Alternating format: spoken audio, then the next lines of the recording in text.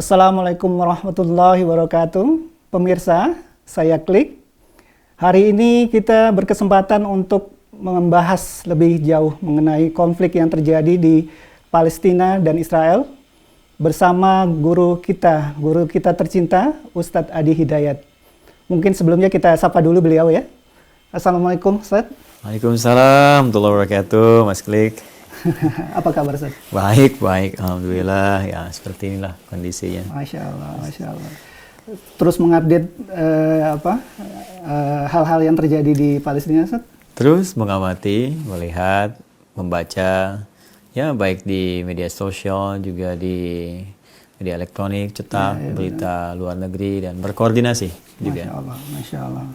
Seperti kita tahu saat ini isu Palestina itu menjadi concern bangsa Indonesia, khususnya umat Muslim di Indonesia. Dan mereka seperti dekat betul dengan bangsa Palestina. Apakah itu ada latar belakang sejarah sebelumnya, Ustaz? Seperti itu terjadi. Jadi begini, Mas Klik, ada dua hal yang mesti kita garis bawahi dalam konteks pertanyaan ini. Pertama, sebagai bangsa, kita punya dasar kebangsaan yang sangat kuat yang menaungi seluruh lapisan ya dalam sifat-sifat kebangsaan ini. Kalau kita sebut bangsa itu kan seluruh lapisan di Indonesia itu terwakili keseluruhannya, baik pemerintahannya, ya eksekutif, legislatif, yudikatif, masyarakatnya dan semua unsur. Nah, kita ini punya satu dasar kekuatan kebangsaan dalam Undang-Undang Dasar. Dan di pembukaan Undang-Undang Dasar 1945 itu, kalau Anda lihat itu ada 4 alinea. Ya, alinea pertamanya jelas mengatakan, ya pembukaan bahwa kemerdekaan itu ialah hak segala bangsa. Dan oleh sebab itu, maka penjajahan di atas dunia harus dihapuskan. Karena tidak sesuai dengan pri kemanusiaan dan pri keadilan. Alinea keempat, di baris kelima, mau masuk yang keenam, itu kita jelas mengatakan, dan ikut melaksanakan ketertiban dunia yang berdasarkan kemerdekaan, perdamaian abadi, dan keadilan sosial. Jadi itu prinsip kebangsaan kita. Ya, sebagai satu bangsa, kita menginginkan semua bangsa, negara, dimanapun di dunia ini merdeka. Ya, punya ketentraman, kedamaian, kenyamanan beraktivitas, dan kita terlibat aktif, itu amanat undang-undang. Harus terlibat aktif mewujudkan kedamaian dunia, ketertiban didasarkan kemerdekaan. Dan bangsa Palestina saat ini itu memerlukan satu terapan pembuktian dari komitmen undang-undang kita. Karena itu wajar kalau kemudian terjadi situasi di Palestina dan kita bereaksi, ini sebetulnya bagian amanat dari undang-undang kita sebagai sebuah bangsa. Nah, kalau kita ditanya tentang sejarah, ya sangat kuat hubungannya. Ya, kalau Mas Klik lihat itu di 6 September 1944, itu bahkan setahun sebelum kemerdekaan, duta kita yang dipimpin oleh Dr. Muhammad Hatta dalam panitia persiapan kemerdekaan Indonesia itu datang ya, ke dunia Islam, dan yang menerima itu yang menarik sekali, itu Grand Mufti Palestina, Syekh Muhammad Al-Amin Al-Husaini. Itu diterima langsung, disupport langsung, bahkan saat ke Berlin Grand Mufti itu sampai menyampaikan beliau ya pengumuman dukungannya di radio Berlin berbahasa Arab mendukung kemerdekaan Indonesia. Dan dahsyatnya setelah merdeka kita itu 17 Agustus 1945, 7 tahun setelahnya, dikirim kembali duta ke negara Islam, yaitu Dr. Muhammad Nasir. Ya, itu di rahim-rahim kemerdekaan tadi awal yang masih muda, kadang banyak agresi datang, Belanda datang lagi, itu kirim kita ke dunia Islam dan diterima lagi oleh Syekh Muhammad Al-Amin Al-Husaini. Ya, sampai nanti Mesir ngasih pernyataan bantuan, yang lain ngasih pernyataan bantuan dan kekuatan juga. Kemudian pengakuan ya kedaulatan negara Republik Indonesia. Siapa yang punya peran paling tinggi? Di awal tiada lain kecuali bangsa Palestina yang diwakili oleh mufti besarnya. Jadi kalau sekarang situasinya setelah 75 tahun, hadir dengan kondisi yang terbalik, mereka dalam suasana penjajahan dan kita merasakan suasana itu, nampaknya ada satu beban emosional menjadi hutang kemerdekaan. Hutang dukungan, hutang sejarah. Maka di sini kita membuktikan kepada Palestina, saatnya kami bangsa Indonesia, rakyat Indonesia memberikan dukungan seperti Anda berikan kepada kami 75 tahun lalu. Masya Allah. Menarik Ustaz ya. Jadi sebetulnya terikatan kita nggak hanya dari segi agama saja, tapi ternyata kaitan sejarahnya panjang sebetulnya. Cuma ada menggelitik Ustaz, ada pernyataan begini. Bangsa Indonesia, ini mungkin sebagian kecil dari itu, cuma ini harus disikapi. Ada pernyataan bahwa bangsa Indonesia atau rakyat Indonesia ini nggak usah ngurusin Palestina. Karena di dalam negeri kita sendiri sudah banyak masalah gitu, Ustaz. Ini menyikapinya gimana, Ustaz? Kalau menurut Ustaz sendiri gimana? Ini mau jawaban yang santai, menggelitik, atau yang serius? Santai mungkin coba, Ustaz. Kalau santai gimana? Kalau santai, tanya soal almarhum Mas Kasino sama Mas Dono ini. Anda ketik. Kadang-kadang kalau ada pertanyaan begini, suka ada jawaban yang nyeletuk. Gimana, Ustaz? Ya itu cari sendiri lah. Setahu saya itu gila ya, Bro. Itu cari sendiri lah. Cari sendiri, bukan saya yang bilang lah. Tapi kalau seandainya kita jawab dengan mungkin serius. Ya, kalau mau serius begini. Pernyataan dimaksud ini nampaknya pertama kita hormati setiap orang boleh memberikan pernyataan apapun, dan ini menandakan apa yang sedang dirasakan dan dipikirkan. Yaitu semua berhak menyampaikan pendapat.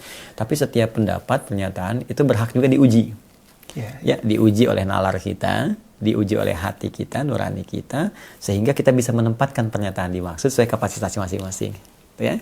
Nah, sekarang kita uji dulu kalau itu misalnya datang dari warga negara Indonesia. Kita uji dengan sisi kebangsaan dulu. Tentu tadi bertentangan dengan spirit kebangsaan kita yang dasarnya Undang-Undang Dasar 1945. Jelas tadi saya uraikan. Kemudian kalau spiritnya dengan keagamaan, tinjauannya keagamaan, jelas bertentangan juga. Jelas bertentangan. Karena nilai keagamaan kita menjadikan kita selalu peduli ya akan ketertindasan, peduli akan kesulitan. Jangankan yang besar seperti agresi yang terjadi di Palestina saat ini, kita yang kecil aja kita bantu. Ya, kita merasakan, kita saling peduli, apalagi dalam suasana yang besar seperti ini. Ya, kemudian yang ketiga sisi kemanusiaan, sisi nurani. Ya, jadi tidak harus menjadi orang Indonesia, tidak harus menjadi orang Islam. Ya, cukup menjadi manusia untuk kita merasakan bagaimana anak-anak dibombardir, rumah-rumah dihancurkan. Sekarang kalau situasi itu di depan kita dan kita mengalami itu, suasana penjajahan Belanda misalnya, ya, terus ketika semua dihancurkan, dieksekusi, ya, dan kita kenal betul sejarah pembantaian di sini, pembantaian di situ. Lalu tiba-tiba kita mendengar komentar dari satu tempat di tempat lain, udah nggak usah dibantu, itu bukan urusan kita nggak kenal ini. Ya, kalau kita tarik lebih dekat lagi misalnya tsunami, kita kan kenal bapaknya, kenal ibunya, nggak usah dibantu, kan? Nah, tapi ini persoalan kemanusiaan. Nah, jadi ini tinjauannya.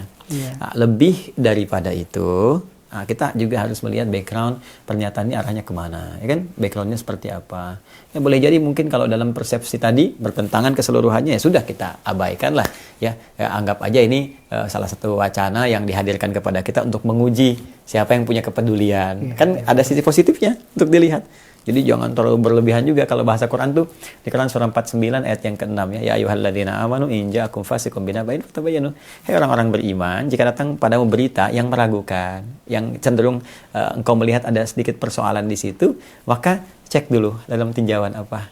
Nah, boleh jadi hikmahnya ini untuk menguji kita semua, siapa yang komit, siapa yang punya kepedulian, siapa yang pasti punya jiwa perasa dan sebagainya. Kurang lebih demikian lah. Ya, kalau di tinjauan intelijen lebih jauh lagi. Kalau misalnya intelijen yang bertanya kan, itu tentu ada tes water juga nih. Siapa yang dukung nih, siapa yang kuat, siapa yang bisa jadi gitu. Betul. Kurang lebih demikian, Mas Klik. Iya. Kalau kita tinjau secara lebih global, Seth, ada pernyataan bahwa konflik Palestina dan Israel ini konflik yang tidak ada ujungnya. Apakah betul seperti itu? Iya. Global ini akarnya apa ya, sudut pandangnya? Kita mau pakai teori geopolitik, geoekonomi, atau teori dasar doktrin keagamaan. Nah, Mas Klik mau yang mana nih? Yang bisa kita bahas secara ringan dulu saat sekarang ini. Itu tiga-tiganya sebetulnya porsinya nggak ringan-ringan amat ya. Kayaknya kita harus ngobrol lagi mungkin nanti. Iya, jadi saya contohkan gini nih. Saya contohkan misalnya kalau kita bahas pakai geopolitik ya. Siap. Presiden Amerika siapa sekarang? Joe Biden. Coba Mas Klik cari ya. Wawancara Joe Biden itu saya pernah lihat di channel namanya JBS. Iya. JBS. Itu Jewish Broadcasting Service. Ya, beliau masih jadi senator kalau nggak salah. Ya, betul. Jewish Broadcasting Service ya. Itu lihat 9 tahun lalu. Jadi judulnya itu Senator Joe Biden on Israel. Ya. Itu lihat wawancara beliau 9 tahun lalu di menit yang kedua, detik ke-7. Sampai detik ke-13. Itu saya amati betul. Ada statement beliau mengatakan begini. Israel is single greatest state American has in Middle East. Jadi beliau bahkan awalnya mengatakan, ini pernyataan yang tegas kata beliau, harus clear, jelas saya sampaikan bahwa ya Israel itu satu-satunya negara terkuat yang paling hebat yang Amerika punya di Timur Tengah. Ya, jadi kalau kita ngambil pernyataan itu 9 tahun lalu, ya kita bisa katakan secara politik, yaitu proksi. Iya, Soal itu. Proksi untuk apa? Nah, kaitannya banyak. Bisa ke ekonomi misalnya. Kan di Timur Tengah itu kalau ada satu letupan apapun nggak akan jauh dari persoalan oil and gas. Ya, minyak, ya, gas. Kemudian juga, ya mohon maaf, konflik-konflik itu kan melahirkan suplai senjata dan turunannya. Coba deh, Mas Klik. Kemarin sekitar 11 hari ya antara Israel Palestina. Berapa rudal itu yang terbang? Itu sudah sehari jutaan, berapa kali? Iya, jutaan dolar itu sudah. Sehari, kalikan 11 hari. Iya betul. Yang diuntungkan siapa? Iya, ya, nah itu secara geopolitik. Kalau kita bicara lebih luas ya, lebih luas geopolitik misalnya masuk ke geoekonomi dan sebagainya. Tapi ada yang paling menarik itu terkait doktrin agama. Karena persoalan paling besar di komunitas di Israel, sebagian Yahudi ya, karena Quran juga mengistilahkannya ada kalangan Yahudi tertentu yang punya doktrin luar biasa sampai ini dikritik habis oleh Al-Quran karena bisa menyebabkan banyak kerusakan di bumi. Ya, banyak kerusakan dalam pergaulan, dalam semua aspek kehidupan ini terjadi. Ini terjadi. Dan apa di antara doktrin ini? Doktrin ini muncul ketika wafat Nabi Musa alaihissalam, selesai risalah, sebelum nanti diteruskan oleh Yusha bin Nun untuk membimbing, ya, mengarahkan beberapa pengikut Musa yang masih tersisa untuk bisa hidup dalam kebaikan dan sebagainya. Di antara mereka ada yang menyimpangkan. Ya, dari Taurat itu diarahkan, dirubah ya kepada kepentingan-kepentingan sesaat yang di Quran surah ke 2 Al-Baqarah ayat 79. Fawailul lil ladzina yaktubuna al-kitaba bi aydihim ya thumma yaquluna hadza min 'indillah liyashtaru bihi thamanan qalila. Maka celaka nih. Mereka ini celaka perbuatan salah dan akan mencelakakan orang lain. Apa yang mereka tulis dengan tangan mereka itu karena merubah Taurat karena kepentingan dunia semata, materi-materi semata. Mereka mengatakan ini dari Tuhan. Iya, iya. Ini yang diwariskan. Apa di antara doktrinnya? Mereka mengatakan, "Oh, kita orang hebat, orang pilihan, yang terkuat, yang lain cuman pelayan, ya bahkan Tuhan pun ya tidak bisa mengatur kita, ya kita kekasih Tuhan." Ya kalau Mas Klik misalnya buka ya Perjanjian Lama, di Perjanjian Lama itu di pasal 32. Ya, kitab Kejadian ya. Kitab Kejadian pasal 32 ayat 28. Oh, itu lebih dahsyat. Lalu orang itu berkata, ya, namamu tidak akan disebut dengan Yakub, tetapi Israel. Nah, ini sudah dari awal nih. Jadi tetapi Israel karena engkau telah karena engkau telah bergumul dengan Allah dan manusia dan engkau menang. Ya, Anda kebayang nggak? Jadi nama Israel itu dimunculkan di situ sebagai nama kehebatan, kebesaran, bahkan yang telah mengalahkan Tuhan. Tuh, jadi bergulat dengan Tuhan di Smackdown gitu kan? Ya bukan sekarang aja. Jadi Anda bisa katakan karena itu dibangun sebagai doktrin dan diteruskan ya kepada generasi setelahnya. Kita ini makhluk hebat, kita ini terpilih, kita ini kalau di Quran surah 5 ayat 18 ini kita kekasih Tuhan, kita yang paling hebat, harus lebih unggul. Ini yang menjadikan semua perjanjian pun akan sulit itu dihasilkan. Ya dengan Tuhan aja perjanjian dilanggar, apalagi dengan manusia. Ya, ya. Nah, maka cara terbaik bagaimana? Sesuai arahan Al-Quran, cara terbaik itu adalah mesti ada sistem hukum yang mengatur dengan baik, dan negeri Palestina itu satu-satunya yang bisa menampung Yahudi untuk hidup dengan damai di situ. Karena di tempat lain terusil, di Eropa terusil. Itu di Quran surah ke-5 ayat 21 jelas disampaikan, ya. Musa berkata, "Udkhulul ardal muqaddasata allati kataballahu lakum wa la tartaddu ala adbarikum fatanqalibu khasirin." Masuk ke tempat ini yang diberkahi, yang baik. Kamu ikut aturannya, bukan ngatur sendiri. Ikut aturannya ke situ.